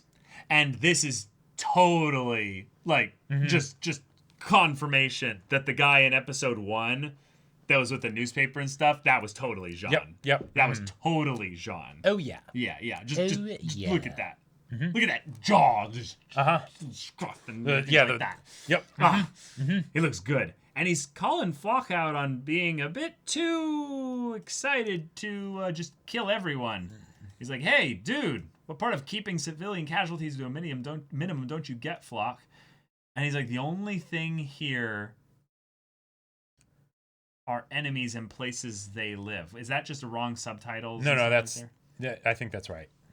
I think he meant to say the only things plural. No, because if it's the only thing here. You know, yeah, the way so it's weird translating to English, but basically, if you're taking two things that are plural and saying this and that, then you use a singular. If it's two things that are singular, then you make it plural because it's the two things. It's bizarre, but yeah, he's like, no, we're just gonna go crazy here. Do you forget how they massacred humanity inside the walls? Like, okay, Floch, wow. Yeah. All right. We were eaten alive, damn it. They've got it coming. Like, oh my gosh. It's like, you're not wrong, but at the same time, dude. Look, Eren's telling us something to fight. I just love that. We shouldn't wait for our deaths in the walls. That's just, what we need is a devil like him. And I really have been on rewatching a lot of things, like season 3 in particular, there's a very intentional kind of, hey, Flock is a character now. Yeah. He's introduced. Right. We've been killing off enough characters. Here's another one to add to the cast. Right. But I always thought it was a little odd in season 3 that we're suddenly getting this character Flock, and I'm like, why? What's your deal? And this is who he is now. So I think I get it. He is a specific voice. Right. That this cast of characters needs to have to contend with. Right. What we need is a devil like him. Yep. Ooh. And well said, Mordred. To give Flock some credit, he was in the charge against the beast. You can't leave that kind of stuff with a normal mind. Yeah. What the hell do you do? He was probably one of the only people that survived that charge. We actually know that he was the single only person that survived. Oh, that's right. He was the one survivor out of all of that. I mean, Erwin survived for a little bit, but yeah. Yeah, that is true. That is true. Yeah. But okay. And then Mikasa continuing the... Eren, do you have any idea what you've done? Like she looks so sad here. Right. Like this is so sad. This is these kids, anyone who survives this, they're gonna turn out like us. Because of you. Do you realize that who we are and the people we are and the situations that we're in, this is not desirable. If anything, it would we should be fighting to make it so that people don't have to turn out like us. But you did this. Yep. God, it just shows in some ways how off on his own he was with doing this whole thing, that they did not plan for this. Nope. This was basically by the way, I'm doing this. You killed civilians. He's not responding here. You killed children too. You've done things that can't be undone. And I love that Mikasa is actually bringing this up to him, because it takes a lot for Mikasa to ever call him out on anything. And then we get this. God, I love how at times Mikasa just looks strong, just in the way she just carries herself in general. But this is some season 2 finale, Mikasa, but with no Eren worship. Yeah. She's. Yep. Yeah. Yeah. It's like she's grieving for him. Yep. Yeah. For him, for the people that were killed, and then also for his own death, basically, because it's like the person that I'm looking at. This isn't the Eren that I knew. Right. Yeah. Yeah. So that, and the way he responds or doesn't respond, if you want to look at it that way. He just looks at her and then looks away and is like Warhammer's still up. I almost want to show this just with the footage playing here real quick. Look at that dead look in his eyes. And he just closes his eyes and looks away. Looks to the side. Imagine if you just went and did what Eren did, and one of your closest family just kind of calls you out on it, and you just kind of look at them, blink, and look out the side your point is? Yeah. This isn't the Eren that wrapped his scarf around me. Yeah, basically. Yep. Oh, man. The Rex stuff with the 100 bits. In Attack on Titan, eyes have always been really important. Normally, the Attack on Titan's eyes glow green. We see this with Eren, Grisha, and Kruger. But in the last episode, we see Eren's eyes be white normally, then glow a teal blue. He always has sharp teeth, normally flat. Last time we saw anything like this at the end of season 1, which was anime only, during which he was screaming about cannibalism and genocide. Thoughts on what this could mean? I don't know necessarily. I think that the difference between green and teal and blue is it's close, yeah, pretty close and stuff but Eren's eyes have always been more teal, so making it closer to that color makes it feel like this is Eren, like a closer connection as opposed to being some monstrous other entity, Yeah. When it was more of the bright green, that was the sense I got, is that this is something else that is also acting. Yeah. But it is something that the Warhammer Titan is starting to regenerate and get back That is up. something that is, And she's just like, whoa, I blew away its nape. Yeah, well, and also the Mikasa, it's not over yet. Like the way he says that, and that's his response. Mm-hmm. Now, yes, the Warhammer specifically, it's not over yet, right? This fight still needs to be continued. But the it's not over yet almost feels like this is... Yes, but this is the start. This needs to be done kind of a thing. Like... I also love that. Look at them here, and just think about them in season 1 running around. Yep. This is who they've grown up to be. Eren, why are you lazing around and not collecting wood? I have to do it for you, you know. Yeah. Yeah. Mm-hmm. They're adults now. Mm-hmm. And they work well together. Mikasa, get its attention. If this works, I can eat the Warhammer. Yeah, like, they work really well together in that regard. But, oh, man. And this is them probably off their game synergy-wise a little bit because, you know, who knows how long Eren has been, you know, not with Mikasa. So there's that too. But okay. All right. And yeah, Udo's dead. So no helping him at the hospital. Yep. Jeez. Yep. Ugh, man. This is brutal.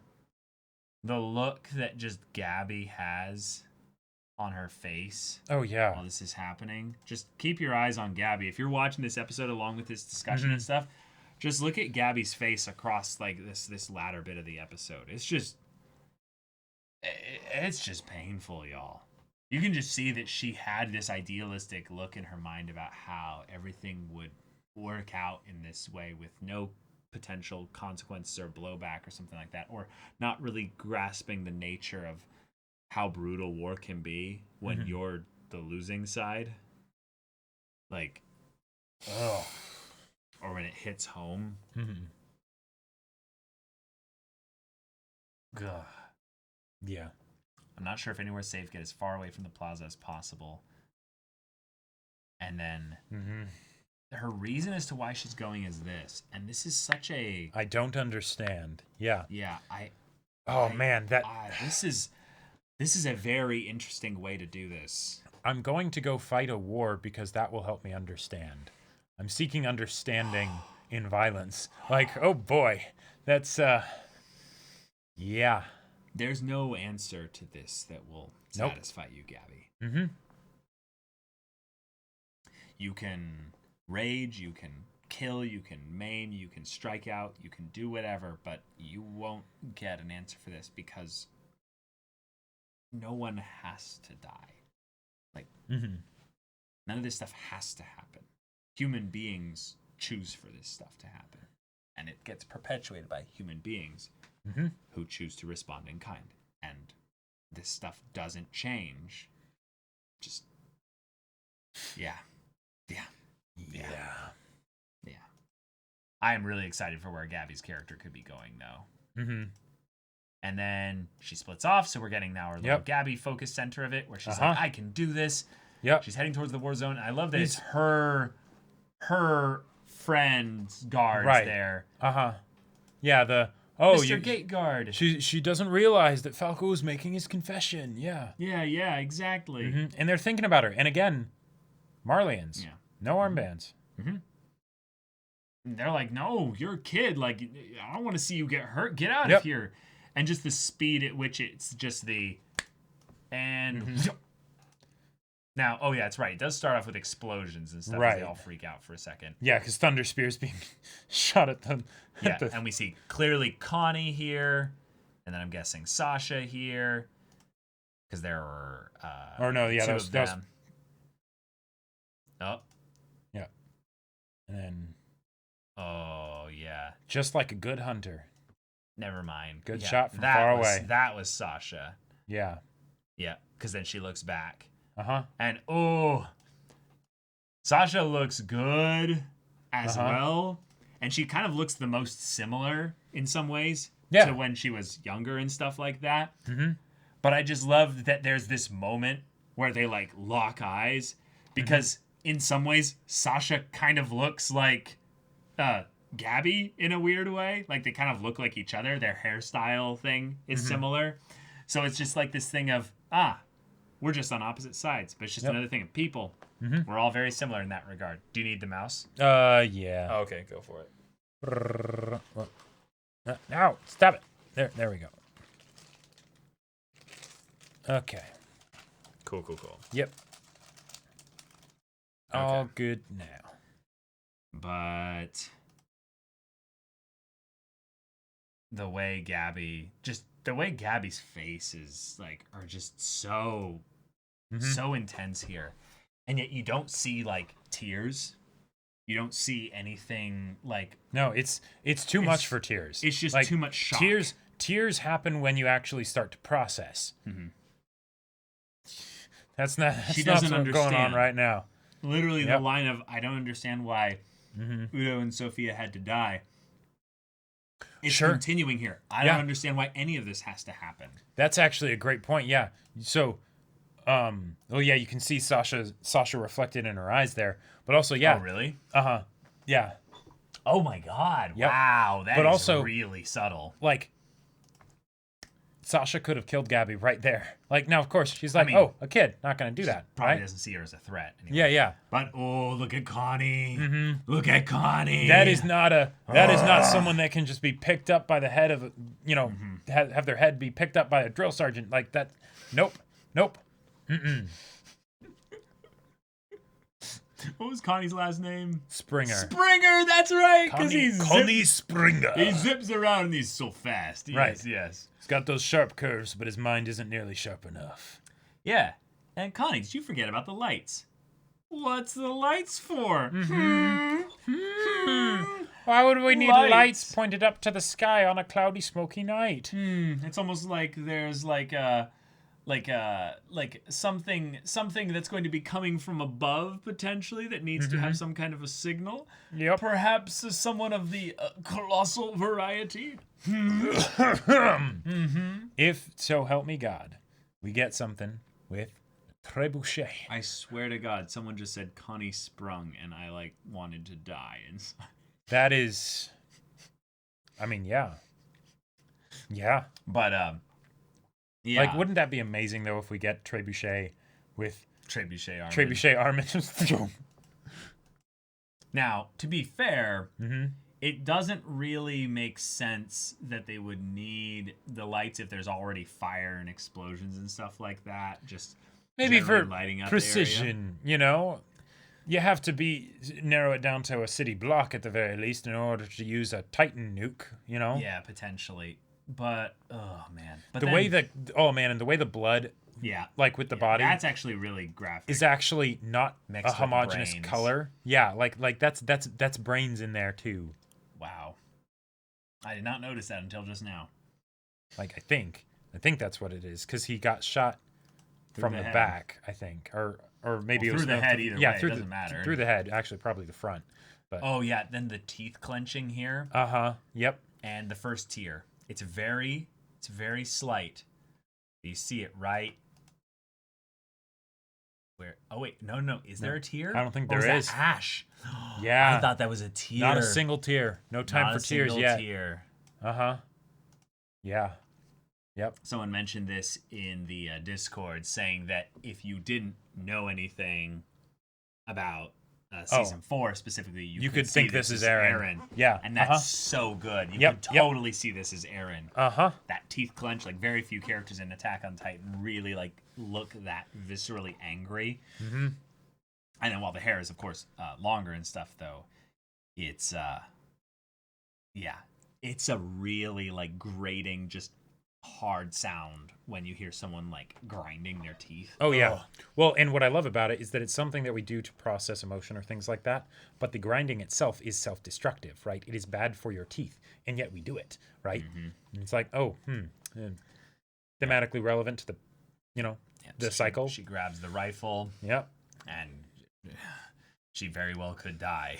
It's like, man, using a rifle against people zipping around at 80 miles an hour or something. It's like that's good luck. Yeah, that's not going to work very well. It says, Jean, we stalled the reinforcements and the lights. They're all in place. Are things going well? It says, for the time being, And then we get Mikasa's doing her thing here. This whole sequence is probably my personal favorite part from the episode, just Your in a visual favorite? sense. Yeah, my favorite. Yeah. So Mikasa, kind of keeping the armored Titan. Why do you keep saying armored Titan? Warhammer Titan. See, you want the armored Titan to be here so you can be Yeah, like, I do. what the hell Where's happened to Reiner? Falco? Yeah. But nope. But yeah. Yeah, fantastic fight going on here.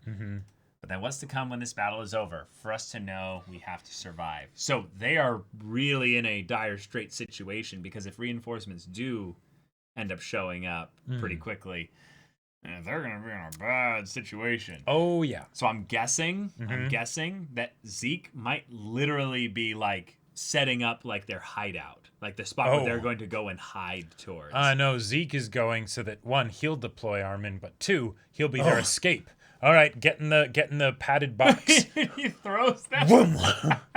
No, but seriously, surviving sounds like something that'd be pretty difficult, even if you just had to deal with Porco showing up. You know, but Pique's on her way eventually. I mean, like, what is a reinforcements Porco in general? Well, okay, but the real question though is what is a Porco to a bunch of trained Titan killers? Like, I guess, yeah, yeah. So this was I think one of the really cool sequences here. Let's try and get this here. Yeah, hits the eye. Yeah, Blows it up. Goes lurching back. It drops its weapon. Just creates another one. Because why not? Like this Why little not? bit here, this is so freaking cool. Like, just look at this. Oh. Yeah. Oh my gosh. Oh, it's so cool. Yeah. Oh my god. Oh my god. I don't want to show too much, but like, yeah, it's so amazing. And then Eren starts to big brain here a little bit. Something fell off and see right how the Warhammer appeared. Yep. I like that he like thinks back. Oh, formed from the feet up. That's wrong. Strange. Yep. Yeah. Who said the animation was bad? Yeah. And he determines where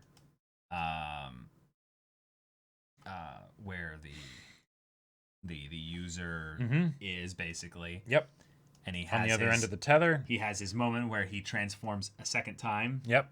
Because that's something he can do now. That's something he can do now. Yep. Also, I just love that he's transforming behind the Warhammer. Yeah, he's just not even dealing with it anymore. He's like, Mikasa can handle you, you know. Right. Yeah. Just, I don't know. This just looks really cool. Yep. It reminds me a lot of other like classic anime shots where the enemy is like doing a thing, but then there's this light behind this nothing personal kid. Yeah, or something. it feels like an Omaya Womu Shinderu, you know, and then the Nani, because he's know not even attacking the puppet. You know? Well, right, but they know the body's back there. Right. So it's like wait, if he's transforming back there, shit. Like, did he figure it out? So yeah. But, and the idea that it worked so well that it was just like grab the thing, rip off the the cord thing there, and just all the blood just goes gushing everywhere, and it drops immediately. And Magath is like, that's bad. That's really bad. Oh yeah, this is also a perfect explanation for why the Warhammer never goes to a battlefield. Yep. Because that's something you can't manage. Yep. And hey, we have another Titan now doing the thing with Annie, with the crystal ball. Yep. It's like, okay, that's cool. But I just love the way they pan across this here to show that Falco is sneaking up on Eren, waiting for like the perfect moment to strike. Did you see the meme of it's the classic format of like the three people sitting behind each other with the guns pointed to the heads and then one person with the sniper? I think so. Or the rifle. And it's like Warhammer Titan. Okay. Or Eren. No. Warhammer Titan, Eren, Porco, and then Levi. Yes. It's so perfect because and then oh shit. Yeah. All right. But then nope. The double blind. It's that constant thing of each side gaining reinforcements back and forth, just back and forth, back and forth. And it succeeds in biting him, but nope, can't actually close the jaw. Even while this is happening, though, we see just prepped there, waiting from on high, watching for any kind of shenanigans to happen. It's our boy, Levi, rocking the Scouts green still, whereas everyone else is not. Yeah, everyone else is in black. And he does have the black outfit underneath, but he's got the cape. Oh, yeah, he's still got that. Yep. And he remembers the eyebrows. I've been waiting for this moment. I'll retake the Founding Titan. And he actually does land a bite. But then can't close. Almost just in tandem. And he's so, like, confused, like, wait, what happened? Hold on. Why can't I close my mouth? Like, Levi just zips straight through. Also, I love that Levi is still using the swords. He's not using the thunder spears or anything. He's like, hold on. I'm using the classics. Like even Mikasa's using thunder spears. That's a good point. Yeah. And like she might have swords on, like swords that she could use as well when she runs out of ammo or something. But look at him. Look at him. Coming in like a demon. Just with his normal hand and reverse hand grip and everything. Yeah. Yep. Oh, it's good to be back, right? And poor Porco doesn't even realize he's interacting with people that are... Was that him? Is that Ackerman? It's like, well, first off, there's two Ackermans. That's how bad this is. First of all. Yeah, first of all. Second, Ackerman, yes, is absolutely terrifying, but he's not the only one that you need to be worried about. So... He is a killer among Titan killers. Right. Yeah. He is just one of them, by the way. Yes. Oh, wow. All right. The Beyblade is back. The Beyblade is back. And, this ain't looking good. Yep. And then he goes to run, and he jumps onto the thing. Nope. To go onto the building. Nope. Thunder Spear blows that part of the building away. He can't even do that. Eren grabs him. Yep. Hey, can't you see I'm a Titan? These guys are just humans, yet they're coming to kill me. Like that fear that he has on his face here. Yep. He's like, wait. This isn't how it works. Like, I ignored what Pique said. Don't just rush in before you do that. Oh, boy. But he rushed in. He could... Like, okay, there were people that were on my list of, like, these people could die. And Porco was one of them. Like Pique was up there, too. But, like... He is in a dicey situation. Yeah. He needs some like timely like cart Titan showing up with howitzers and whatnot, Yeah. And then of course they cut the episode like right as he's panicking. With all of them, this is awesome. Just that shot. Like just look at that shot. Isn't that amazing? Isn't that so cool? That's so good. Like it's like, well, okay. Now, you're going to hate me for saying this, Caleb, but it's almost like a bunch of little spiders with their spider webs coming out just to wrap them up. Why did you have to make it... Why did you have to do that? Why? But it's the big thing that's about to potentially get taken out by a bunch of little things. Yeah, I'm good. And then we get to the ED. And that's the episode. Yep.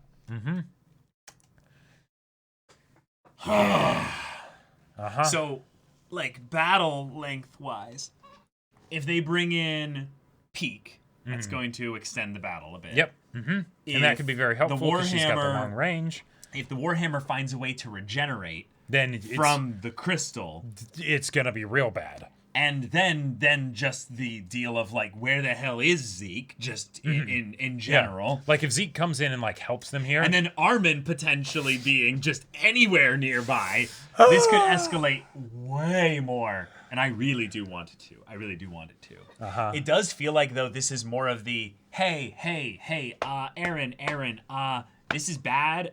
We're doing this here, but we're kind of reacting to the fact that you're here and this is happening and you sent those letters, but like we can't like win this. Like, we need to tactically advance in the opposite direction. Yeah. Candlejack. Oh. Porco talked all that good shit about how if he went to the island, the job would have gotten done.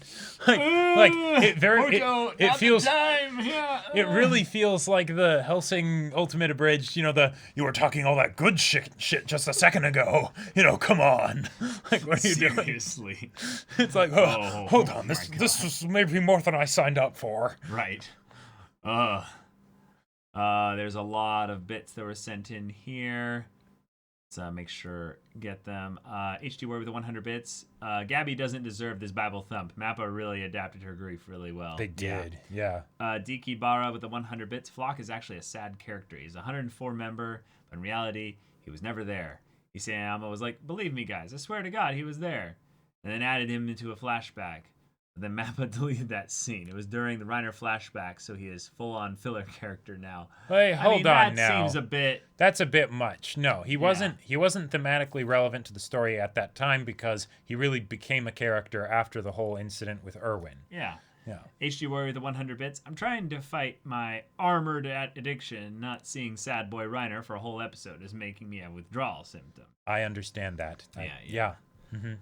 Zaldrix with the 100 bits. I love that everyone uses the new ODM gear except for Mikasa, who used both types of ODM gear at the same time, and Levi, who only needs the old gear and his cape.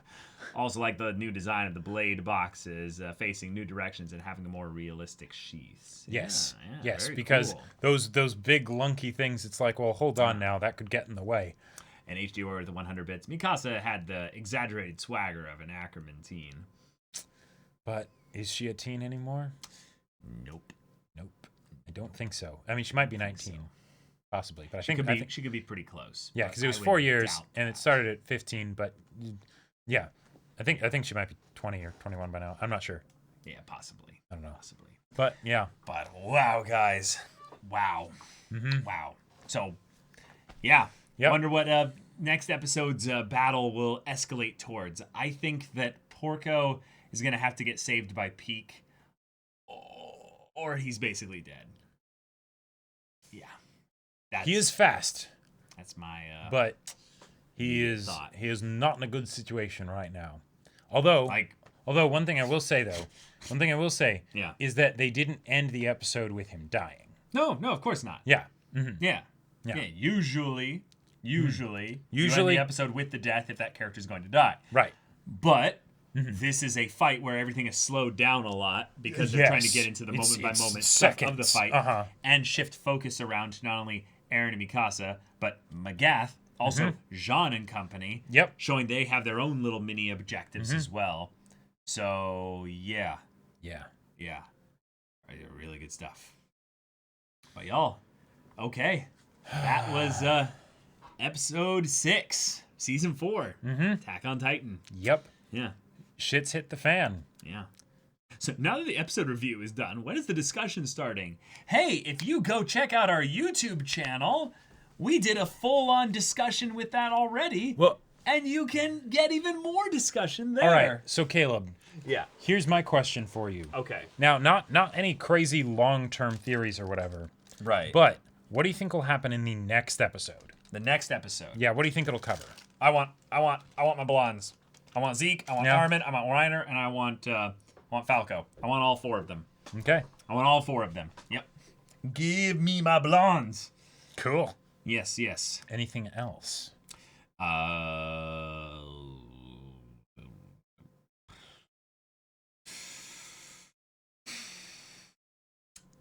want the 104th squad in general to have like a reunion bit with Eren.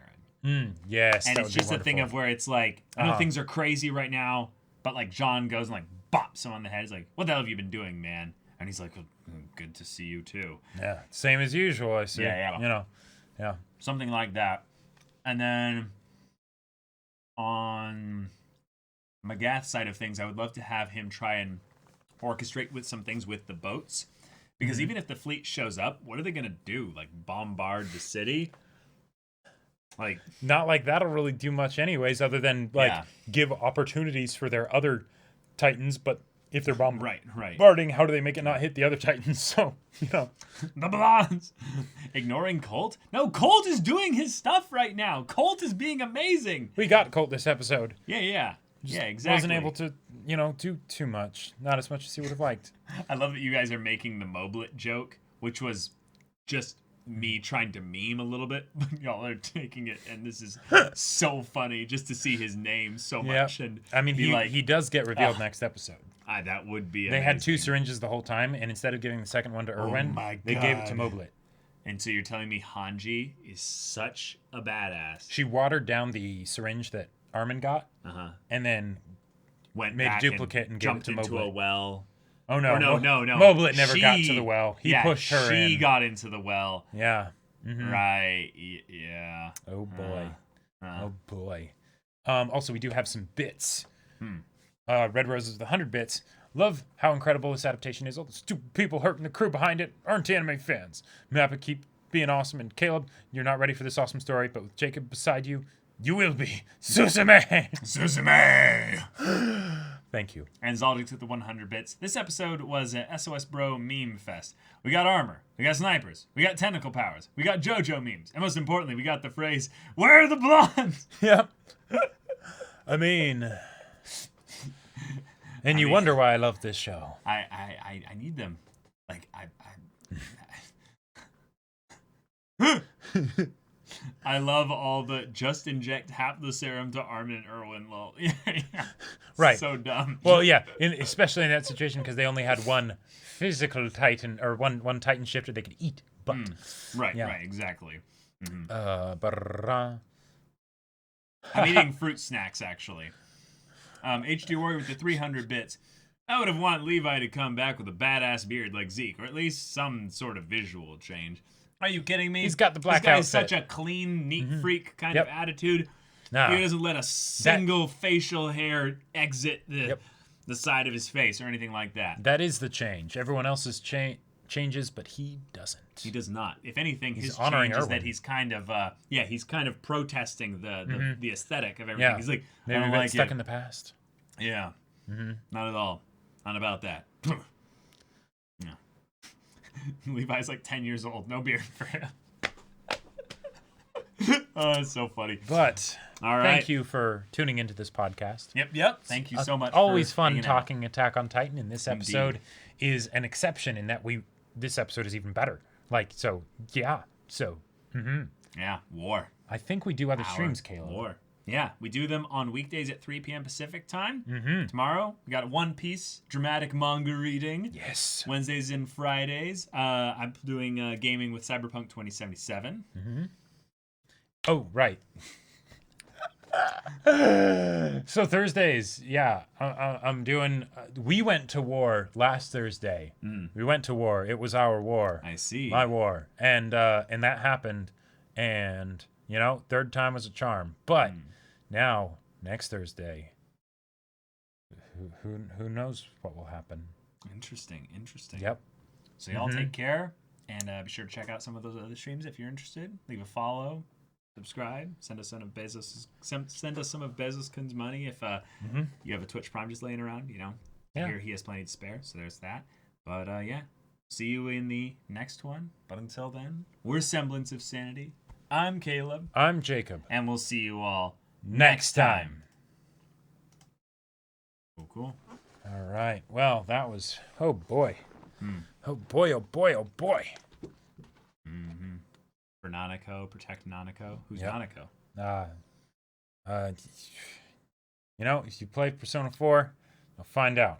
Is she pure precious or is she more mama? I'm guessing more pure and precious, right? Emotionally manipulative person in some really cruel ways sometimes that you still end up, despite everything, absolutely loving and wanting to have a good ending. Whoa. Yeah. Not at all what I would have expected. No, Persona 4 is amazing. Okay. Yeah. Well, all right. But sounds good. Yeah. See y'all later, everybody. Like that, like Battlelands, right? Oh yeah, definitely. That was such a good set.